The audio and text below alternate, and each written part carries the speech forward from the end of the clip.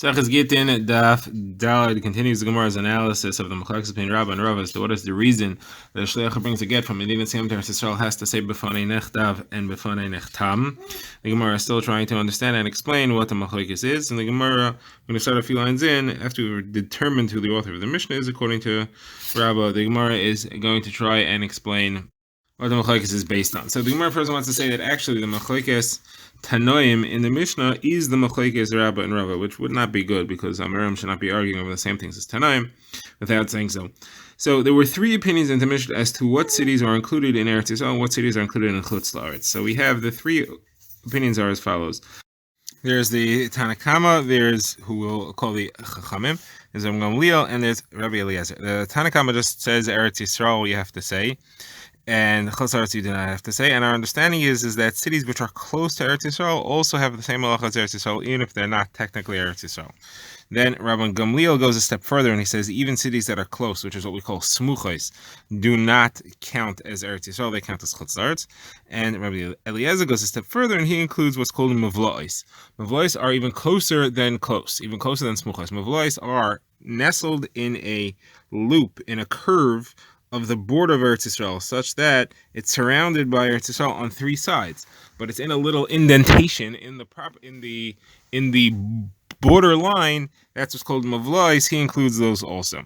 So again, the Chachamim are the most expansive of Eretz Yisrael to include smuchos and mavlois. Rabbi Gamliel includes mavlois but not smuchos in Eretz Yisrael, and Rabbi Eliezer holds neither smuchos nor mavlois are included in Eretz Yisrael. And the Gemara wants to say, what is this machlokes about? So the Gemara says, it would seem to be that the simplest way of understanding this machlokes is that it's about the same thing as Rabbah and Rava. One holds that the issue is lishma, and the people in these areas are lishma, and the other ones hold that the issue is not knowing about lishma, but the issue is having people able to travel, and people aren't able to travel from these areas. So the Gemara answers, the Gemara says, no, that's not what it is. And Rabbah and Rava will each explain, according to their own opinion, what the machlokes is about. And the Gemara says fairly simply, the Gemara says, Rabbah will tell you that everybody agrees that the issue is lishma, and the question is, which parts know the halachas of lishma? According to the Tana Kama, it's Eretz Yisrael and mavlois and smuchos. According to Rabban Gamliel, smuchos are out, and according to Rabbi Eliezer, even if you wanted to include any areas, you can't, because we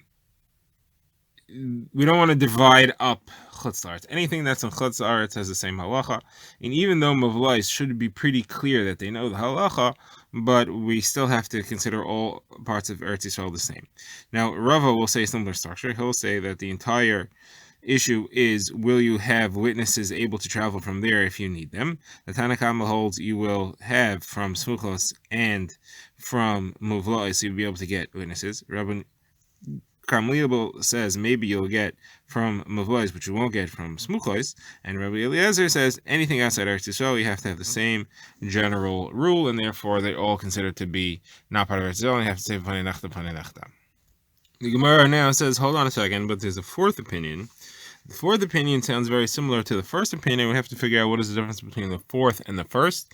And the Gemara is going to want to say that it's most logical, again, to say that it's the same as the machlokes Rabbah and Rava. So the first opinion was a Chacham, which we saw, which just defined Eretz Yisrael basically, which we assumed included the areas that are nearby.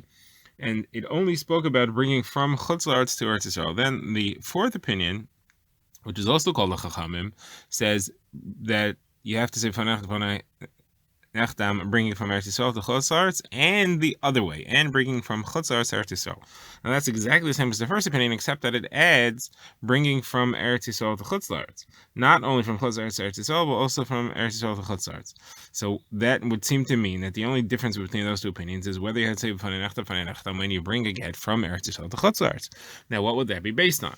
So if you say the machlokes is Rabbah and Rava, it fits beautifully according to the opinion that you do not have to say panei nechtam when you bring from Eretz Yisrael. That's because he holds that the problem is the problem is lishma. You need to have lishma, and the people in Eretz Yisrael know the halacha, and therefore they're going to make sure that the get is written lishma. And even though you're bringing it to a faraway place, you still don't have to say panei nechtam, and that would be the Tanakama.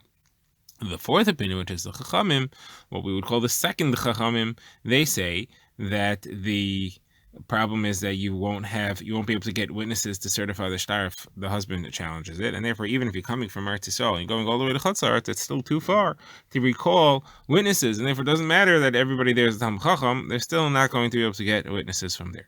So that's what the Gemara wants to say, and that would be a problem on Rabbah and Rava that they're arguing the same thing as two Tanaim. Therefore the Gemara says that that's not how the Machlokas is, and Rabbah and Rava will each explain the Machlokas differently. Now the Gemara goes through it. Rabbah says that really everybody agrees that the problem is the Shema, and the question is, do you have to make a Gzeira and say when you bring from Eretz Yisrael to Chutz La'aretz, you have to say B'fanei Nachtam, even though really you shouldn't, because you're coming from Eretz Yisrael. But a Gzeira, because if you don't do it that way, people aren't going to do it the other way either. And the Tanna Kama says you don't make such a Gzeira, therefore if you're coming from Eretz Yisrael, you don't have to say B'fanei Nachtam. And the fourth opinion, the Chachamim say you do, because otherwise people aren't going to say B'fanei Nachtam, even when they're bringing from Chutz La'aretz to Eretz Yisrael. That is according to Rabbah. Rabbah says there's no machlekes at all. He says the two opinions are actually one and the same. The fourth one is coded separately because it's explaining the first one. The first one didn't spell out, even if you go in the other direction. So the fourth one says, no, it's clarifying. It's saying that it's arguing on Rabbi Eliezer, on Rabbi Elazar, that is, and on Rabbi Gamliel before, and it's clarifying the opinion of the Tanna Kama, and saying you only when you're going from one country to another, such as from Chutz La'aretz to Eretz Yisrael, or vice versa, from Eretz Yisrael to Chutz La'aretz, that's when you have to say B'fanei Nachtam. The Gemara now moves on to ask a kasha on Rabbah, and the Gemara is going to make a diak from a late line in the Mishnah, which contradicts something earlier. There's two ways to make the diak, and the question will be, how do you make the diak? So we'll have two versions of how this kasha is asked. The line we're going to focus on initially is the line where it says that somebody who brings a get from Medina to Medina in Medina Hayam has to say B'fanei Nachtam. That's from one region to another region outside of Eretz Yisrael. You do have to say B'fanei Nachtam. Now everybody should agree to that because there's no lishma and there's no way to find the Eidim. The question is, what is the diak that you make? You can make the diak one of two ways, and that'll depend who you hold like. So the Gemara initially wants to say that the diak apparently seems to be that within one Medina Sayam, you won't have a problem, which implies that the problem is lishma and not lack of witnesses, because there you'll have a problem with lishma. You're starting in Medina Sayam, you are staying in the same in Medina, so you shouldn't have a witness problem. So that works according to Rabbah, doesn't work according to Rabbah. So Gemara says, no, you make the diak differently. The diak from Medina to Medina Sayam, is a problem is not that within one Medina in Medina Hayam is okay. It's Medina to Medina in Eretz Yisrael is not a problem, and Medina to Medina in Eretz Yisrael is not a problem. That is good according to Rabbah because there's no problem with Lishma, but it's not good according to Rabbah because you should still have difficulty finding witnesses. So the Gemara therefore says that is how Rabbah will say I make the diak. So Gemara asks, you can't make the diak like that because it says explicitly that halacha in the Mishnah. It says somebody who brings a get within Eretz Yisrael does not have to say B'fanei Nachtam. So what are you telling me that that's what the diak you should make is? It says that first. So the Gemara says, and then of course we'll ask later that that's a nafkamina, which we should be discussing. So the Gemara says no, you still would make the diak, even though it says first, and the reason is because there's an extra halacha. If you would only have that which says explicitly, then I would think that it's only b'di'evet, somebody who brought a get from Medina to Medina in Eretz Yisrael and did not say B'fanei Nachtam, we would allow it even though we're not too happy about it. The fact that we have this diak plus the fact that it says it explicitly, that teaches me that even if you ask, hey, should I say B'fanei Nachtam when I'm bringing from Eretz Yisrael to Eretz Yisrael, we'll tell them no, you don't have to. And that is how Rabbah would explain that you still need to have both of them, the diak and that which it says explicitly.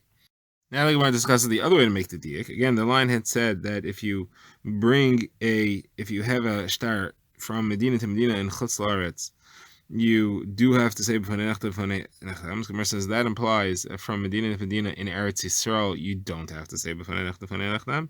That makes sense according to Rabbah, because you're starting off in Eretz Yisrael where they know the halacha of Lishma. It does not make sense according to Rabbah because you still won't be able to get witnesses, so it's a proof to Rabbah. So Gemara says, no, that's not the right way to make the diak. Make the diak the other way, like we started in the other version.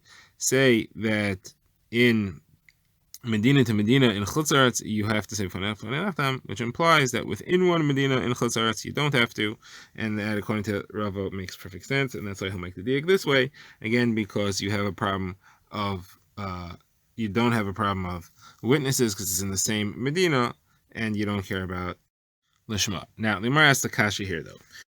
Because the way we're explaining it, it comes out the dig we should make is not only in from Medina to Medina in Chutz La'aretz do you have to say b'fanei nechtam, but even Medina to Medina in Eretz Yisrael you still have to say b'fanei nechtam according to this dig. So the question is, why do we not say that? Well, why do we write it in a way that the dig otherwise is evident? We should just say from Medina to Medina, wherever you are, Eretz Yisrael, Chutz La'aretz doesn't make a difference. You have to say b'fanei nechtam. Why did we not write it in a simpler way, which is another way of saying that you have to make the diak. You can't just pretend that the diak isn't there, and I want to make the diak in a different way.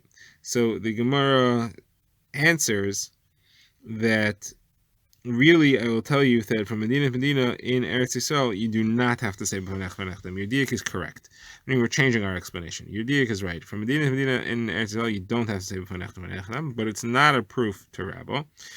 The reason that you don't have to say it is because you can get witnesses from one place to another. In Chutz La'aretz you can't. That's because in Chutz La'aretz there's no such thing as an Eiler Regel. There aren't people who go to Yerushalayim for Yom Tov. There isn't a lot of traveling back and forth.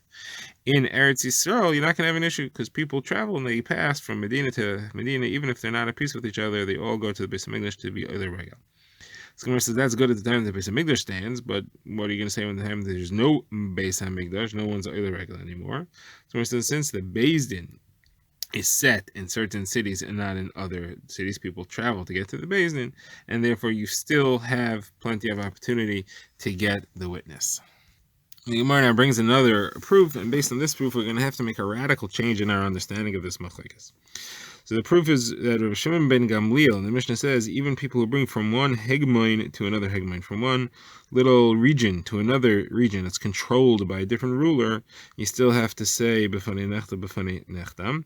And Rabbi Yitzchak said there was a city in Eretz Yisrael called Asasiyos, and it had two hegmonios, two regions within it, and they were at war with each other, and people couldn't travel from one to the other, and they made them say b'fanei nechtam. According to Rabbi here, you have a big problem, because there's no problem with Lishma, so why should you have to say b'fanei nechtam if it's all in Eretz Yisrael? Somewhere therefore says the Rabbi actually holds of Rava's reason. Rabbi holds of both reasons. He holds of the reason of Lishma, and he also holds that if you can't travel from one place to the other, even if you're within Eretz Yisrael, you're still going to have to say b'fanei nechtam and b'fanei nechtam because he's afraid of not being able to get witnesses. So Gemara says, according to the last two answers, this one, and the approach that we said earlier, that you actually could establish witnesses within Eretz Yisrael from one region to another, now we've lost some of the nafkaminas, which we said on the previous daf, which we said on daf Beis, actually, where we explained the practical cases where Rav and Rav would paskin it differently. So now we only have two nafkaminas. One nafkamina is where two people bring the get together. There you have no problem of Rava. The only problem you have is Rabbah of Lishma, and he holds of it, and Rava doesn't hold of it, and therefore Rabbah would require b'fanei nechtam, and Rava would not. And the other problem is within one Medina where there's